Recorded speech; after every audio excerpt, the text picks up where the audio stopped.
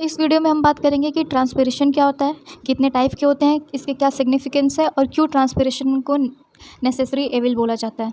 Transpiration is the loss of water from aerial part of plant in the form of water vapour. ठीक है, transpiration एक process है जिसमें ये होता है कि प्लांट जो है पानी को ऑब्जॉर्ब करता है अपने फिजियोलॉजिकल वर्क के लिए। वर्क करने के बाद जो उसके पास पानी बचते हैं या वाटर मॉलिक्यूल्स हैं जिनका यूज़ उनको नहीं करना है, वो लूज़ कर देता है अपने एरियल पार्ट से, जैसे फॉर एग्जांपल लीफ। ठीक है, तो उसे ही हम ट्रांसपिरेशन कहते हैं। वाटर का लूज़ हो रहा है उसके एरियल पार्ट से और वो भी वेपर के फॉर्म में, इसी प्रोसेस को हम ट्रांसपिरेशन बोलेंगे।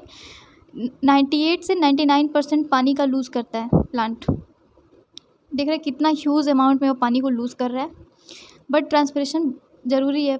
अगर पौधे में ट्रांसपिरेशन नहीं होगा तो उसका वर्क कैसे होगा, उसको वाटर स्ट्रेस हो जाएगा, वाटर को वो होल्ड नहीं कर सकता, उसको लूज़ करना ही है किसी भी फॉर्म में, तो वेपर के फॉर्म में लूज़ कर दे रहा है। आइए हम देखते हैं कि टाइप ऑफ ट्रांसपिरेशन क्या होता है। ये 4 तरह के होते हैं: stomatal transpiration, cuticular transpiration, lenticular transpiration और एक फॉइलर ट्रांसपिरेशन। स्टोमेटल ट्रांसपिरेशन की बात करें तो loss of water by stomata in the form of vapour. इसमें पानी का लूज़ हो रहा है किसके थ्रू? स्टोमाटा के थ्रू। किस फॉर्म में? वेपर के फॉर्म में। ठीक है, जो लूज़ ऑफ वाटर होगा, ट्रांसपिरेशन हम उसे ही बोल रहे थे ना, लूज़ ऑफ वाटर। तो जो लूज़ ऑफ वाटर है वो स्टोमाटा के थ्रू हो रहा है वेपर के फॉर्म में, और सबसे ज़्यादा 90% ट्रांसपिरेशन स्टोमेटल ट्रांसपिरेशन के थ्रू ही होता है। ठीक है, अब बात करते हैं क्यूटिकुलर ट्रांसपिरेशन की। क्यूटिकुलर ट्रांसपिरेशन को अगर हम देखें तो cuticular is a layer of wax like covering on the epidermis of leaf and herbivores stem. जैसे ये लीफ है,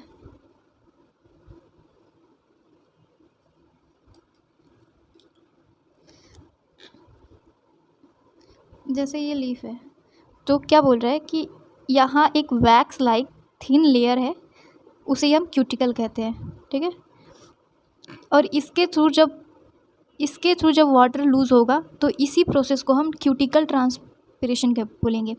ठीक है, और इसमें जो होता है क्यूटिकल ट्रांसपिरेशन के थ्रू 9 to 10% ट्रांसपिरेशन क्यूटिकल के द्वारा होता है। 90% ट्रांसपिरेशन स्टोमेटल ट्रांसपिरेशन के द्वारा हो रहा था, जिसमें स्टोमाटा के थ्रू वाटर लूज हो रहा था। इसमें क्यूटिकल के थ्रू वाटर लूज हो रहा है, और वो भी क्यूटिकल जितना थिन होगा वाटर उतना ही लूज़ होगा, और क्यूटिकल जितना थिक होगा वो उतना कम वाटर लूज़ करेगा, उतना कम ट्रांसपिरेशन करेगा। थर्ड है लेंटिकुलर ट्रांसपिरेशन। लेंटिकुलर ट्रांसपिरेशन का मतलब है loss of water by lenticel. अब ये लेंटिसेल होता क्या है? जो उडी प्लांट होते हैं, उस उडी प्लांट में एक लूज सेल होता है। जो भी ये उडी प्लांट हैं, यहाँ डॉट डॉट करके ऐसे मैं दिखा रही हूँ, यहाँ जो होता है लूज सेल होते हैं, लूज,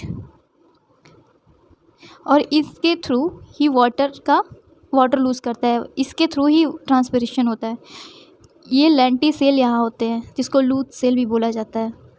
किसी भी उडी ट्री में दिखेंगे आपको, उसके थ्रू अगर हो रहा है तो उसको लेंटिकुलर ट्रांसपिरेशन बोलेंगे। और सबसे कम होता है इसमें 0.1 या 1% ट्रांसपिरेशन लेंटिकुलर ट्रांसपिरेशन के थ्रू होता है, लेंटी सेल के द्वारा। और ये जो लूज सेल होते हैं वो हेल्प करते हैं गैसेस को एक्सचेंज करने में। किसी भी उडी ट्री में एक उसके स्टेम पे लूज सेल होते हैं जो कि गैसेस को एक्सचेंज करने में हेल्प करते हैं, जिसके द्वारा ट्रांसपिरेशन होता है 1%, 0.1 से 1% ट्रांसपिरेशन इसके थ्रू होता है। ठीक है, आई होप आपको इतना समझ में आया होगा। चौथा देखते हैं कि इसका क्या है। फॉइलर ट्रांसपिरेशन चौथा है इसका type, loss of water by leaves. अब इसमें लीफ के थ्रू हो रहा है। लीफ क्या है? उसका एरियल पार्ट है प्लांट का। और हम क्या ट्रांसपिरेशन का डेफिनेशन अभी पढ़े हैं ना कि वाटर का लूज होगा प्लांट के एरियल पार्ट से, और एरियल पार्ट लीफ होगा।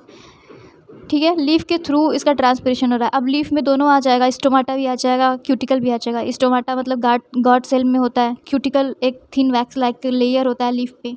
ठीक है, अब इसके अगर लीफ के थ्रू हो रहा है मतलब इन दोनों को मिला के, स्टोमाटा क्यूटिकल दोनों को मिला के फॉइलर ट्रांसपिरेशन बोलेंगे हम।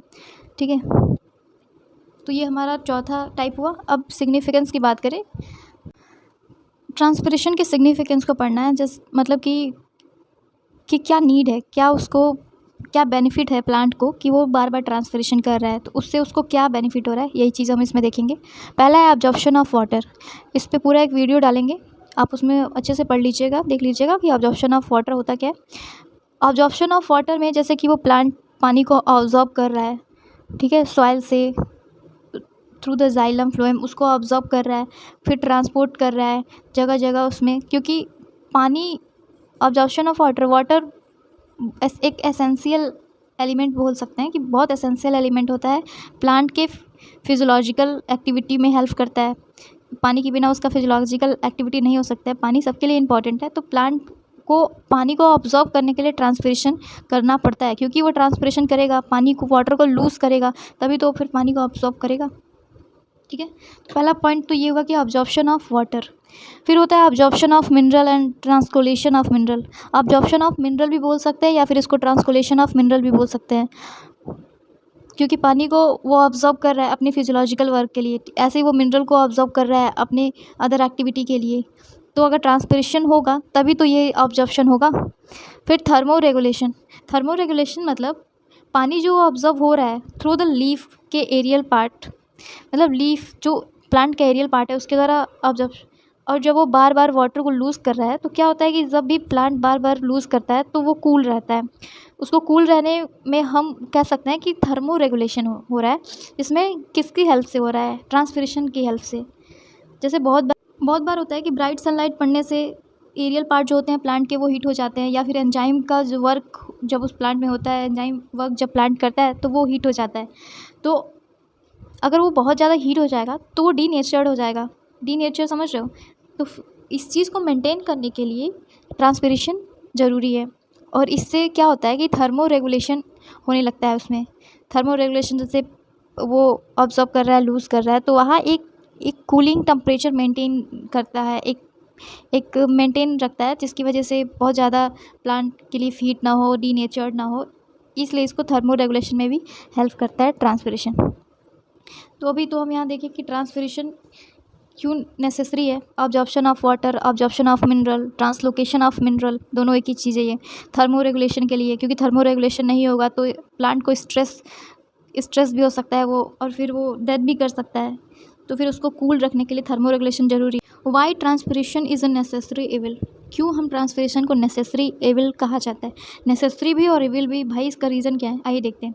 पहला पॉइंट है एक्सेसिव लूज ऑफ वाटर।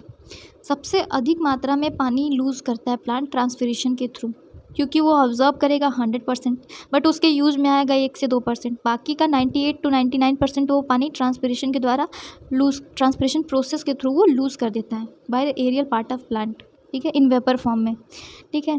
तो इसमें बहुत ज़्यादा मात्रा में पानी लूज़ हो रहा है, और फिर लूज़ हो रहा है तो एक तरीके से तो ये भी वेस्ट ऑफ वाटर ही हुआ अगर ऐसे देखें तो। दूसरा रीज़न होता है डेसिडियस ट्री या प्लांट।